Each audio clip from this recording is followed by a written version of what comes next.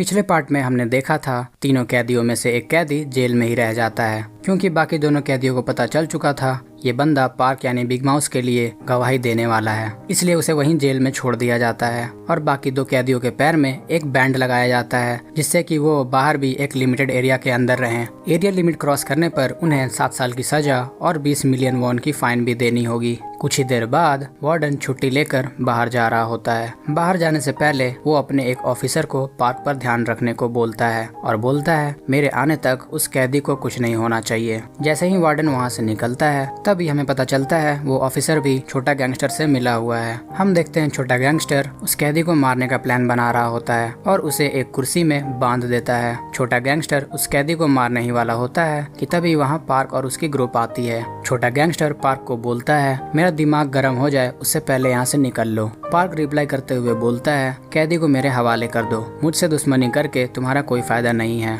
जिस पर छोटा गैंगस्टर बोलता है उसे ले जाने से पहले तुम्हें मुझसे लड़ना होगा और तभी वहाँ मारपीट शुरू हो जाती है। ये सब ऑफिसर वार्डन के ऑफिस में कैमरे के थ्रू देख रहा होता है। अगले सीन में हम उसी कैदी और पार्क को बात करते हुए देखते हैं, जहाँ कैदी पार्क को उसे बचाने के लिए शुक्रिया बोल रहा होता है। पर पार्क बिना टाइम वेस्ट करते हुए कैदी से पूछता है बताओ सीईओ के पेपर्स में क्या है, पर कैदी उस बारे में कुछ नहीं बताता है। हम देखते हैं छोटे गैंगस्टर के मेंबर्स की पार्क के ग्रुप द्वारा मलहम पट्टी चल रही होती है। तभी हमें पता चलता है जो लड़ाई अभी थोड़ी देर पहले हुई थी वो नकली लड़ाई थी। और यहाँ हमें ये भी पता चलता है छोटा गैंगस्टर और पार्क मिले हुए हैं और लड़ाई झगड़ा वाला नाटक भी सिर्फ उस कैदी को दिखाने के लिए था।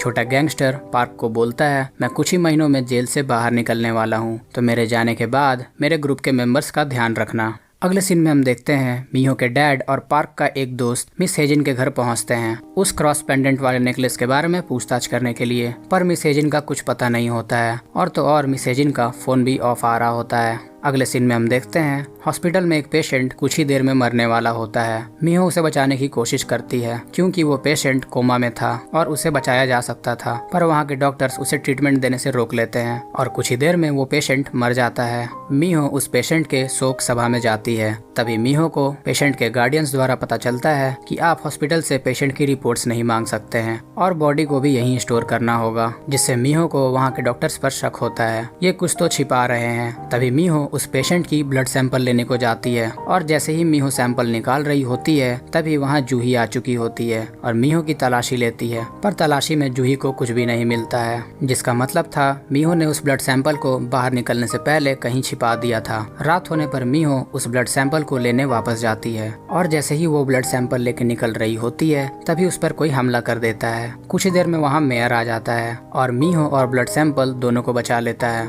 मिहो उस ब्लड सैंपल को फोरेंसिक्स में देकर मेयर को उसकी मदद करने के लिए शुक्रिया बोलती है। अगले सीन में हम देखते हैं जेल में मदर मैरी की एक नई स्टैचू मंगाई जाती है जिसका पैसा पार्क दे रहा होता है। पार्क इस स्टैचू के पैसे क्यों दे रहा है इसके पीछे भी मिस्ट्री है। दरअसल उस स्टैचू में कैमरा लगा हुआ होता है। पार्क पता लगाना चाहता था असल में बिग माउस है कौन जो उसे टैरो कार्ड्स के थ्रू ऑर्डर्स देता है, और पार्क ये देखना चाहता था चर्च में कौन सा कैदी टैरो कार्ड रखने आता है। और तो और मदर मैरी की स्टैचू भी पार्क ने ही मंगवाई थी। पार्क बैठकर कैमरे में रिकॉर्ड हुए वीडियो को देख रहा होता है, जहाँ वीडियो में पार्क का साथी जेरी दिखाई पड़ता है। तभी पार्क को समझ आता है असली बिग माउस चेरी है जो इतने टाइम से मेरे साथ रह रहा है। वीडियो देखते ही पार्क जेरी को बुलाकर उससे पूछता है क्या तुम ही असली बिग माउस हो, जिस पर चेरी रिप्लाई करते हुए बोलता है मैं बिग माउस नहीं हूँ। पार्क उसी वीडियो को दोबारा से देखता है जहाँ उसे पता चलता है आधे घंटे की फुटेज डिलीट कर दी गई है, यानी गायब है। अब यहाँ जेरी को पता चल चुका होता है पार्क बिग माउस नहीं है,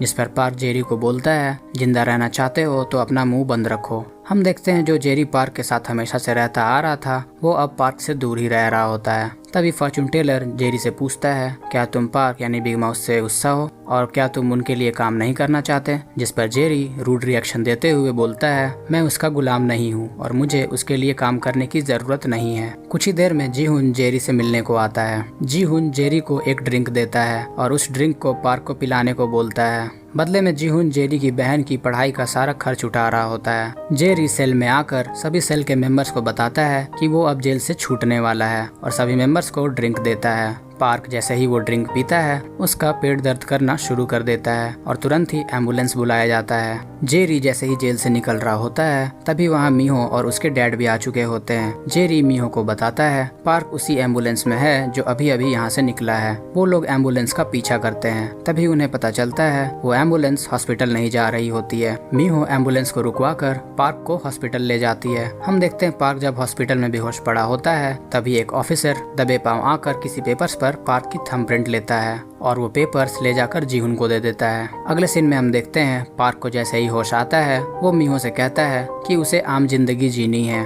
ठीक होने के बाद पार्क को वापस जेल ले जाया जा रहा होता है। रास्ते में पार्क पर फिर से हमला होता है और उसे इंजेक्शन देकर बेहोश कर दिया जाता है और इस बार हमला जेल के ऑफिसर्स ने ही किया था। हम देखते हैं पार्क को एक वाइट रूम में बंद कर दिया जाता है और जैसे ही उसे होश आता है वो खुद को इस हालात में देखकर डर जाता है। तभी वहाँ एक डॉक्टर आती है और उसे एक इंजेक्शन देती है जिससे पार्क थोड़ी देर के लिए फिर से बेहोश हो जाता है। कुछ ही देर बाद जब पार्क वापस होश में आता है तभी पार्क के सामने खाना रखा हुआ होता है पर वो खाना भी नहीं खा पा रहा होता है, जिसका मतलब था यहाँ पार्क को गंदा वाला टॉर्चर किया जा रहा होता है। अगले सीन में हम प्रोसिक्यूटर चॉय और जीहुन को बात करते हुए देखते हैं जहाँ चॉय जीहुन को ट्रूथ सीरम के बारे में बता रहा होता है, जिस पर जीहुन चॉय से पूछता है क्या ये सीरम काम करेगी, जिस पर चॉय बताता है इस सीरम को लेने के बाद इंसान अपने अंदर सच रख ही नहीं सकता है। प्रोसिक्यूटर चॉय जैसे ही ये सीरम पार्क में इंजेक्ट करता है पार्क अपना आता पता सब खो देता है और वो खुली आंखों से डरावने सपने देख रहा होता है और तड़प रहा होता है। जीहुन ये देखकर काफी खुश होता है। अब जीहुन पार्क से उसके पैसे के बारे में पूछता है जिस पर पार्क रिप्लाई करते हुए बोलता है मुझे नहीं पता इस बारे में। जीहुन को लगता है ये सीरम काम नहीं कर रही है और चॉय को सीरम की एक और डोज देने को बोलता है। तब तक पार्क फिर से बेहोश हो चुका होता है। अगेन पार्क के चेहरे पर पानी मारकर पार्क को फिर से उठाया जाता है। जीहुन पार्क को ट्रूथ सीरम का दूसरा डोज देने ही वाला होता है। तभी पार्क बताता है उसने पैसे गुडल माउंटेन में रखा है, जिस पर जीहुन पार्क को धमकाते हुए बोलता है अगर तुमने इस बार झूठ बोला तो तुम्हें पक्का मार दूंगा। जीहुन और प्रोसिक्यूटर पार्क के बताए हुए जगह पर पहुंचते हैं। दूसरी तरफ पार्क वहीं के एक स्टाफ के साथ सेटिंग कर रहा होता है और उसे ऑफर्स दे रहा होता है। पार्क उस स्टाफ को 3 बिलियन वॉन ऑफर करता है और बदले में उसे वहां से भागने के लिए मदद मांगता है, जिस पर वो स्टाफ फनी सा स्माइल देता है। तभी वहां डॉक्टर आती है और स्टाफ को इशारा देते हुए बाहर जाने को बोलती है। तभी हमें और पार्क दोनों को पता चलता है वो स्टाफ बहरा था। घंटों खुदाई करने के बाद जीहुन और प्रोसिक्यूटर को सिर्फ एक सोने की बिस्किट मिलती है, जिससे जीहुन आग बबूला हो जाता है और वापस पार्क के पास आता है और पार्क को बताता है तुम्हारी बताई हुई जगह पर मुझे सिर्फ एक बिस्किट मिला, बाकी का सोना कहाँ है। पर असल में तो पार्क को सोने के बारे में कुछ भी पता नहीं होता है। पार्क ने बचने के लिए ऐसे ही किसी भी जगह का नाम ले लिया था। तभी पार्क को समझ आता है ये एक बिस्किट वहाँ कैसे पहुँचा, क्योंकि पार्क ने तो सिर्फ प्रोसिक्यूटर और जीहुन को ही गुडल माउंटेन के बारे में बताया था, जिसका मतलब बिग माउस की नजर अभी भी पार्क पर है। अगले सीन में हम देखते हैं जेल में मस्त डांस चल रहा होता है। तभी एक कैदी अचानक से खून की उल्टी करना शुरू कर देता है। जिस कैदी को पार्क ने गवाही देने को धमकाया था वो कैदी भी अब बेल पर बाहर जा रहा होता है। दूसरी तरफ मीहो को मेयर का कॉल आता है। मेयर को मिस हेजिन का प्रेजेंट एड्रेस मिल चुका होता है। मिस हेजिन उस क्रॉस पेंडेंट वाले नेकलेस को फेंकने ही वाली होती है। तभी वहाँ मेयर आ चुका होता है और मिस हेजिन से वो पेंडेंट छीन लेता है। मेयर उस नेकलेस को चेक करता है और उस पेंडेंट में प्रोफेसर सीओ के पेपर्स नहीं होते हैं, जिस पर मेयर हेजिन से पूछता है बताओ पेपर्स कहाँ पर रखे हैं। पर मिस हेजिन पेपर्स के बारे में कुछ भी नहीं बता रही होती है। दूसरी तरफ हम देखते हैं जिस मेंटल हॉस्पिटल में पार्क को रखा गया था वहाँ अचानक से आग लग जाती है। तभी वहाँ फायर फाइटर्स की टीम आती है। तभी पार्क भागने की कोशिश करता है पर वो स्टाफ पार्क को बहुत मारता है। तभी वहाँ as a fire fighter Jerry भी आ चुका होता है और पार्क को बचा लेता है। पार्क और जेरी हॉस्पिटल से भाग ही रहे होते हैं। तब तक जीहुन और प्रोसिक्यूटर को भी पता चल चुका होता है पार्क हॉस्पिटल से भाग गया है। अब जीहुन और प्रोसिक्यूटर भी पार्क को पकड़ने के लिए निकल चुके होते हैं। पार्क जेरी से पूछता है तुम्हें मेरे पास किसने भेजा, जिस पर जेरी रिप्लाई करते हुए बताता है उसे बिग माउस ने भेजा है और बाकी सारी बातें मैं आपको बाद में बताऊंगा। जेरी पार्क को दूसरी तरफ भेजकर खुद पीछा करने वालों को डिस्ट्रैक्ट करता है, पर कुछ ही देर बाद जेरी मारा जाता है। न्यूज में चारों तरफ ये बात फैल चुकी होती है बिग माउस फिर से फरार हो चुका है और उसके बारे में इंफॉर्मेशन देने वाले को 50 मिलियन वॉन कैश दिया जाएगा। जीहुन और प्रोसिक्यूटर भी पार्क और उसकी फैमिली को ढूंढ रहे होते हैं, पर जीहुन को उनके बारे में कुछ भी पता नहीं चलता और साथ ही साथ वो तीनों कैदी भी बिग माउस से डरे हुए होते हैं। अगले सीन में जीहुन को मिस हेजिन का कॉल आता है, जहाँ मिस हेजिन जीहुन को प्रोफेसर सीओ के पेपर्स देने को रेडी हो जाती है। और बदले में मिस हेजिन अपने पति से डिवोर्स लेना चाहती थी, पर उसका पति डिवोर्स देने से मना कर देता है। अगले सीन में हम देखते हैं तीनों कैदी कोर्ट पहुंचते हैं। कुछ ही देर बाद हम जीहुन और मेयर को बात करते हुए देखते हैं, जहां जीहुन मेयर से पूछता है सीओ का मिस हेजिन के साथ क्या रिलेशन था। मेयर इस पर कोई जवाब नहीं देता है। तभी मीहो, मेयर, जीहुन, प्रोसिक्यूटर और तीनों कैदी सभी लोग कोर्ट में आ चुके होते हैं। दूसरी तरफ हम देखते हैं पार्क फुल सूट बूट में लाइव स्ट्रीम में लाइव आने के लिए रेडी हो चुका होता है। पार्क लाइव आकर पब्लिक को बता रहा होता है प्रोसिक्यूटर की क्या दलीलें होने वाली हैं, और यहाँ कोर्ट में भी प्रोसिक्यूटर वही दलीलें पेश कर रहा होता है जिसे पार्क ने लाइव स्ट्रीम में प्रेडिक्ट किया है। वहीं मीहो भी लाइव स्ट्रीम में कमेंट कर पार्क से बात कर रही होती है। मीहो कोर्ट के पूरे माहौल के बारे में पार्क को लाइव स्ट्रीम के थ्रू बता रही होती है। तभी मीहो के पीछे बैठा हुआ बंदा देख लेता है बिग माउस लाइव आया हुआ है, और कोर्ट में सभी लोग पार्क की लाइव स्ट्रीम देखने लगते हैं। जीहुन इस लाइव स्ट्रीम को देखकर अपने आदमियों से उस लाइव स्ट्रीम की आईपी एड्रेस को पता करने को बोलता है। कोर्ट में ब्रेक के बाद हम जीहुन, प्रोसिक्यूटर और तीनों कैदियों को आपस में बात करते हुए देखते हैं, जहां हमें पता चलता है सर्वर्स की मदद से पार्क हर सेकंड अपनी लाइव स्ट्रीम की आईपी एड्रेस को चेंज कर रहा होता है, जिससे पार्क की लोकेशन नहीं मिल पाती है। तभी जीहुन तीनों कैदियों से पूछता है हमारे प्लान और केस के डिटेल्स पार्क तक कैसे पहुंची, जिस पर एक कैदी बताता है ये सब मेयर की गलती है, क्योंकि उन्होंने ही पार्क को हमारे लिए लॉयर चुना था और हमने केस की सारी डिटेल्स यहाँ तक की दलीलें भी पार्क को दे दी थी। तभी हमें समझ आता है पार्क लाइव स्ट्रीम में सही दलीलें कैसे प्रेडिक्ट कर रहा होता है, क्योंकि केस की सारी डिटेल्स पार्क के पास पहले से होती है। कुछ ही देर में जीहुन को मिस हेजिन का कॉल आता है, जहां मिस हेजिन डाइवोर्स के पेपर्स उसके पति के सिग्नेचर के साथ एक कैफे में लाने को बोलती है। हम देखते हैं जीहुन डाइवोर्स के पेपर्स लेकर मिस हेजिन के पास आता है और बदले में हेजिन जीहुन को सीओ के पेपर्स देती है। तभी जीहुन हेजिन से बिग माउस यानी पार्क की लोकेशन के बारे में पूछता है, जिस पर हेजिन उसे बता देती है कि पार्क एक बन फैक्ट्री में है। दूसरी तरफ हम देखते हैं कोर्ट में ऑपोजिशन के पास सबूत की कमी होने के कारण तीनों कैदियों को फुल इज्जत के साथ छोड़ दिया जाता है। जीहुन के आदमी हेजिन की बताई हुई लोकेशन पर पहुंचते हैं, पर पार्क वहां नहीं होता है। हम देखते हैं प्रोसिक्यूटर और तीनों कैदी को जो कोर्ट के बाहर मीडिया में बता रहे होते हैं वो निर्दोष हैं, उन्होंने कुछ भी नहीं किया है और उम्मीद है पुलिस असली मुजरिम को जल्द से जल्द पकड़ लेगी। तभी वहाँ एक ट्रक आती है जिस पर बड़ी स्क्रीन लगी होती है और उस स्क्रीन पर जीहुन और मिस हेजिन की लाइव वीडियो चल रही होती है, जिसका मतलब था जहाँ जीहुन और हेजिन बैठे हुए थे वहाँ सीक्रेट कैमरे लगे हुए थे। जीहुन को पता चल चुका होता है जो पेपर्स हेजिन ने जीहुन को दिए थे वो नकली पेपर्स थे। जीहुन मिस हेजिन को बताता है प्रोफेसर सीओ को उन तीनों कैदियों ने ही मारा है। जीहुन को कैमरे के बारे में भनक भी नहीं होती है और ये लाइव वीडियो मीडिया वाले देख लेते हैं, जिसका साफ मतलब था वो तीनों कैदी फिर से जेल जाने वाले हैं और इन सब में अब प्रोसिक्यूटर चॉय भी फंस चुका होता है। कुछ ही देर में जीहुन को पता चल चुका होता है कि यहाँ हिडन कैमरे लगे हुए हैं और उसकी वीडियो लाइव सबके सामने आ चुकी है। दूसरी तरफ हम देखते हैं रिपोर्टर्स वापस से तीनों कैदियों से सवाल करने लग जाते हैं। तभी वहाँ पार्क आता है, जिसे देख तीनों कैदियों की होश उड़ जाती है। पार्क मीडिया वालों को बताता है उसे जीहुन और प्रोसिक्यूटर दोनों ने मिलकर किडनैप किया था। हम देखते हैं पार्क को फिर से उसी जेल में लाया जाता है। जेल में आने से पहले पार्क का लॉयर उसे बताता है जेरी अभी जिंदा है, वो मरा नहीं है और अभी ठीक है। पार्क को जेल में वापस आता देख सारे कैदी खुशी के मारे हल्ला करने लग जाते हैं। अगले सीन में हम छोटे गैंगस्टर और पार्क को देखते हैं। छोटा गैंगस्टर काफी खुश हो रहा होता है क्योंकि पार्क ने उन तीनों कैदियों को फिर से सजा दिलवा दी थी। तभी फॉर्च्यून टेलर पार्क को बताता है जेल में एक बीमारी फैली हुई है जिसमें लोग खून की उल्टियां कर रहे हैं और बेहोश हो जा रहे हैं। जीहुन पार्क से मिलने को आता है, जहां जीहुन पार्क को बता रहा होता है प्रोफेसर सीओ को मारने में मैंने उन तीनों कैदियों की कोई मदद नहीं की थी। जिस पर पार्क जीहुन से पूछता है बताओ फिर किसने मदद की थी, जिस पर जीहुन बोलता है मुझे नहीं पता उनकी मदद किसने की थी, पर मैंने उनकी मदद नहीं की। अगले सीन में हम उन कैदियों को और मेयर को बात करते हुए देखते हैं, जहाँ हमें पता चलता है प्रोफेसर सीओ को मारने में मेयर ने उन तीनों कैदियों की मदद की थी और उन कैदियों का कार एक्सीडेंट भी मेयर ने ही करवाया था। उन तीनों कैदियों को फंसाने वाला भी मेयर ही था। मेयर उन कैदियों को बोलता है जैसा मैं बोलता हूँ वैसा करते जाओ, बच जाओगे। अभी तक हमें लग रहा था ये पूरी कहानी बिग माउस के इशारों पे चल रही थी, पर कहानी में असल खिलाड़ी तो मेयर निकला। कहानी की शुरुआत में हमने देखा था एक बंदा बहुत सारे सोने के बिस्किट्स छिपा रहा था।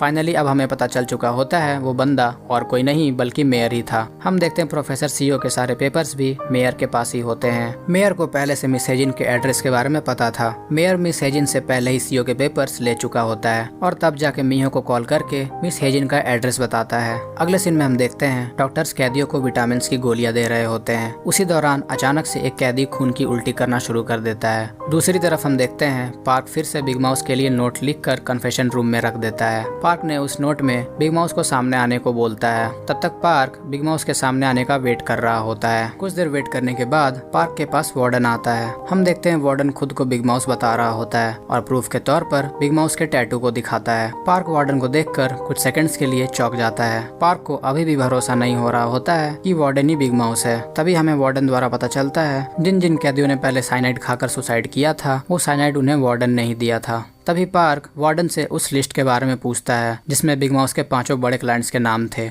वार्डन बताता है वो लिस्ट भी मैंने ही तुम्हें दी थी, जिस पर पार्क बोलता है मुझे पता है तुम बिग माउस नहीं हो, तुम सिर्फ बिग माउस के एक प्यादे हो। पार्क वार्डन को धमकाते हुए बोलता है बिग माउस को मेरे सामने आने को बोलो वरना उसे प्रोफेसर सीओ के पेपर्स के बारे में कोई इन्फॉर्मेशन नहीं मिल पाएगी। कुछ ही देर बाद हमें पता चलता है पार्क वार्डन की सारी बातों को रिकॉर्ड कर चुका होता है। अगले सीन में हम मीहो और जेरी को बात करते हुए देखते हैं, जहाँ मीहो जेरी को बता रही होती है पार्क को गलतफहमी हो गई थी कि तुमने बिग माउस से पहले मिला है, जिस पर जेरी रिप्लाई करते हुए बोलता है मैं पार्क के लिए कोर्ट में गवाही देने को भी तैयार हूँ। अगले सीन में हम मेयर को देखते हैं जो प्रोजेक्टर पर अपनी फैमिली की पुरानी वीडियो देख रहा होता है। वहाँ उसे अपने बचपन की फोटो दिखाई पड़ती है। तभी हम देखते हैं मेयर के पास्ट को, जिसमें मेयर एक जलती गाड़ी को देख रो रहा होता है। अब उस गाड़ी में क्या था, कौन था, अब ये तो हमें आगे ही पता चलने वाला है। मेयर अपनी पास्ट को याद करके रो ही रहा होता है। तभी वहाँ जीहून आता है और मेयर को बोलता है जिस तरह से तुम ये सारी वीडियोस देख रहे हो लगता है तुम्हें दद्दा की कारोबार संभालने की बहुत जल्दी है।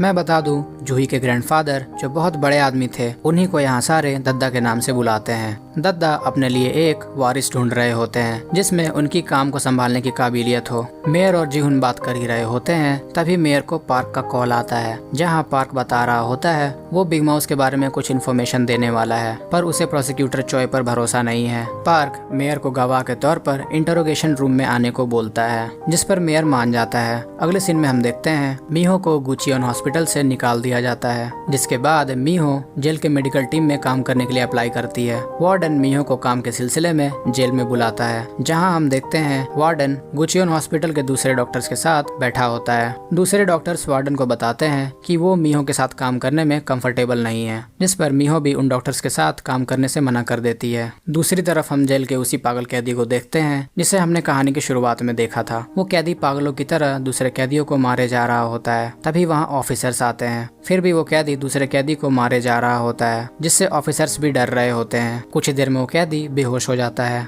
तभी मीहो उस कैदी को सीपीआर देकर उठाने की कोशिश कर रही होती है। कुछ ही देर सीपीआर देने के बाद वो कैदी होश में आ जाता है। अगेन सीन पार्क पर आता है, जहां उसे पूछताछ की जा रही होती है, जिस पर पार्क प्रोसिक्यूटर से बोलता है सबसे पहले आपको मुझ पर लगे ड्रग्स लेने के इल्जाम को वापस लेना होगा, क्योंकि हम सभी को पता है जीहून ने ही मुझे ड्रग्स दिए थे। तभी हमें एक फ्लैशबैक दिखाया जाता है, जहां मेयर के पर्सनल असिस्टेंट ने एक वेट्रेस के थ्रू ड्रग्स पार्क को दिलवाया था। प्रेजेंट में मेयर बोलता है तुम पे लगे ड्रग्स के चार्जेस वापस ले लिए जाएंगे। तभी मेयर पार्क से बिग माउस के बारे में पूछता है, जिस पर पार्क मेयर को वार्डन की रिकॉर्डेड ऑडियो दे देता है, जिसमें वार्डन ने साफ तौर पर कहा था कि वार्डन ही बिग माउस है। पार्क मेयर को बताता है बिग माउस को प्रोफेसर सीओ के पेपर्स में बहुत इंटरेस्ट है। पार्क मेयर को वार्डन के बारे में टिप देते हुए बताता है वार्डन के पास एक सीक्रेट लॉकर है, जहां वो सारे कैदियों को ब्लैकमेल करके उनसे पैसे लेकर उसी लॉकर में रखा हुआ है। पार्क प्रोसिक्यूटर से डील करता है, जिसमें पार्क वार्डन को अरेस्ट करने को बोलता है और बदले में पार्क प्रोसिक्यूटर को वार्डन की पूरी रिकॉर्डिंग दे देगा, जिस पर मेयर पार्क को सपोर्ट करते हुए बोलता है तुम्हें जो भी मदद चाहिए मुझे बोलना। जिस पर पार्क बोलता है वार्डन को अरेस्ट करने के केस में मेरा नाम नहीं आना चाहिए,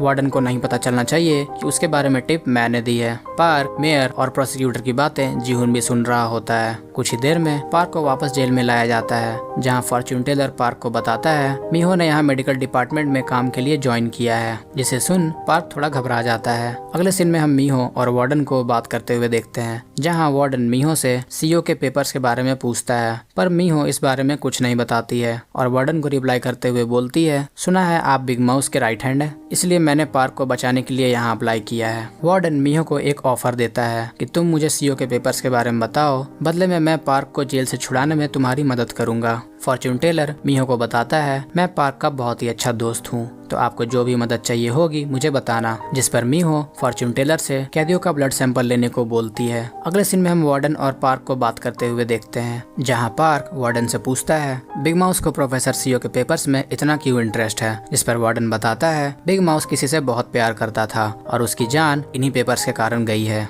अगले सीन में हम देखते हैं प्रोसिक्यूटर वार्डन को अरेस्ट करने के लिए आता है। तभी वार्डन प्रोसिक्यूटर को बोलता है, क्या इसके बारे में गोंग जीहुन को पता है? तभी वार्डन प्रोसिक्यूटर को जीहुन से बात करवाता है, जहाँ प्रोसिक्यूटर जीहुन को बताता है मेयर ने वार्डन को अरेस्ट करने के लिए ऊपर से प्रेशर दिया है, जिस पर जीहुन भी कुछ नहीं बोलता है और वार्डन को अरेस्ट कर लिया जाता है। वार्डन के गार्ड गान को अब जेल का नया वार्डन बनाया जाता है। वार्डन गान और पार्क अब मिले हुए होते हैं। पुराना वार्डन जिसे अरेस्ट किया गया था उससे पूछताछ की जाती है, जहां प्रोसिक्यूटर वार्डन को एक रिकॉर्डिंग सुनाता है जिसमें वार्डन ने कबूल किया था कि वही बिग माउस है। रिकॉर्डिंग सुनकर वार्डन पार्क पर बहुत गुस्सा कर रहा होता है। तभी प्रोसिक्यूटर वार्डन को बताता है, ये रिकॉर्डिंग और तुम्हारे बारे में टेप मुझे तुम्हारे पर्सनल गार्ड गान ने दी थी। अगले सीन में हम देखते हैं जूही हॉस्पिटल से अपना काम करके निकल रही होती है और उसने एक ड्रिंक भी ले रखा था जिसे वो ड्राइव करते हुए पीती है। कुछ ही देर बाद जूही को चक्कर आने लगते हैं और उसका कार एक्सीडेंट हो जाता है। कहानी की शुरुआत में हमने देखा था पार्क की भी कुछ इसी तरह से एक्सीडेंट हुई थी।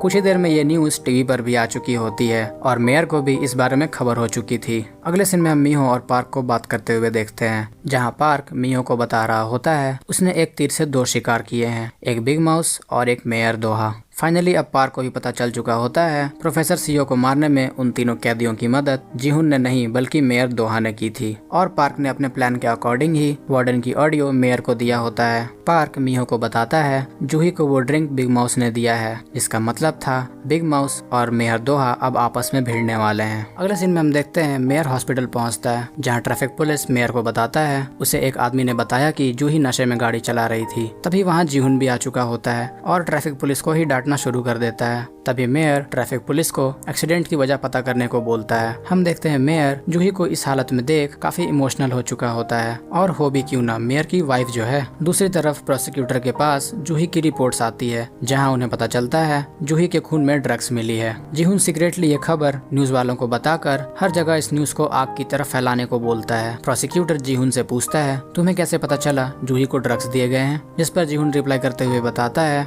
मेयर ने भी पार्क के साथ बिल्कुल ऐसा ही किया था और अब तो बिग माउस ने भी वार करना शुरू कर दिया है, जिसका मतलब था बिग माउस पार्क के आसपास ही है। बिग माउस कौन है अब हमें ये जल्दी ही पता चलने वाला है। दूसरी तरफ हम जेल में नए वार्डन गान और पार्क को बात करते हुए देखते हैं, जहां पार्क नए वार्डन को बिग माउस की टैटू को सभी कैदियों के शरीर पर चेक करने को बोलता है। कैदियों को अभी तक पता नहीं था नया वार्डन कौन है और सारे कैदी नए वार्डन को देखने के लिए बेताब हो रहे होते हैं। तभी वहाँ वार्डन गान आता है और अनाउंस करता है, मैं ही यहाँ का नया वार्डन हूँ। गान सभी कैदियों को बताता है अब से जेल में सभी को एक जैसा ट्रीट किया जाएगा और किसी से पैसा नहीं लिया जाएगा। वार्डन गान जेल में सजेशन बॉक्स भी लगवाता है, जिसमें कैदी जो भी या जिसके बारे में भी बताना चाहता हो या कोई कंप्लेन हो तो चिट्ठी लिखकर सजेशन बॉक्स में डाल सकता है। गान कैदियों को बताता है ये चिट्ठी सिर्फ और सिर्फ गान ही पढ़ेगा, तो डरने की कोई जरूरत नहीं है। कुछ ही देर बाद वार्डन गान सभी कैदियों की बॉडी पर बिग माउस की टैटू को ढूंढ रहा होता है। हम देखते हैं 3 कैदी के बॉडी पर ये टैटू पाई जाती है। वार्डन गान ये बात पार्क को बताता है,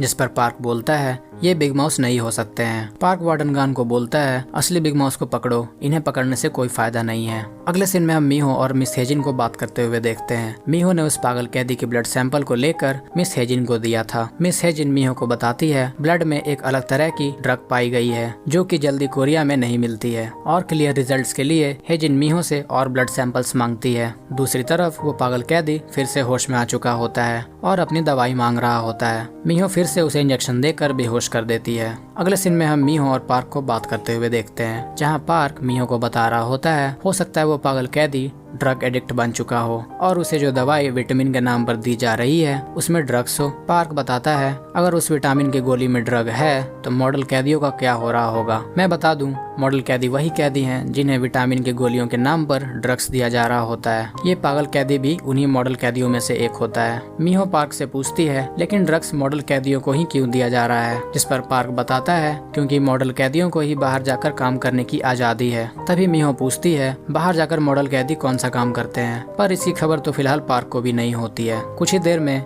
जेल का पुराना वार्डन अब कैदी बनकर उसी जेल में वापस आता है। हम देखते हैं वार्डन गान जिन कैदियों के बॉडी पर बिग माउस की टैटू थी उन्हें पकड़कर लटका देता है और पुराने वार्डन को भी बांध कर रखता है। पुराने वार्डन और तीनों कैदियों से पूछता है बताओ बिग माउस कहाँ है, नहीं बताया तो मैं तुम लोगों को मार डालूंगा। पुराना वार्डन बताता है आज तक बिग माउस को किसी ने नहीं देखा है, ना ही मैंने और ना ही इन कैदियों ने। तभी वहाँ पार्क आता है और सारे कैदी और पुराने वार्डन को छुड़ा लेता है। जिस सेल में पुराने वार्डन को रखा जाता है उस सेल के दूसरे कैदी पुराने वार्डन को मारना शुरू कर देते हैं। पार्क के होते हुए वार्डन गान जेल में कुछ भी नहीं कर पा रहा होता है। अगर वो कुछ करने जाता तो पार्क आकर उसे रोक लेता, जिससे परेशान होकर वार्डन गान डायरेक्ट मेयर को कॉल करता है और बोलता है मैं पार्क के साथ काम नहीं करूंगा, मुझे अपने तरीके से काम करना है। वार्डन गान मेयर को बताता है पार्क वार्डन को बचा रहा है, मुझे लगता है ये दोनों साथ काम कर रहे हैं। जिस पर मेयर वार्डन गान को अपने तरीके से काम करने की इजाजत दे देता है। वार्डन गान अपने गार्ड से सारे कैदियों को हॉल में इकट्ठा होने को बोलता है। हम देखते हैं वार्डन गान पुराने वार्डन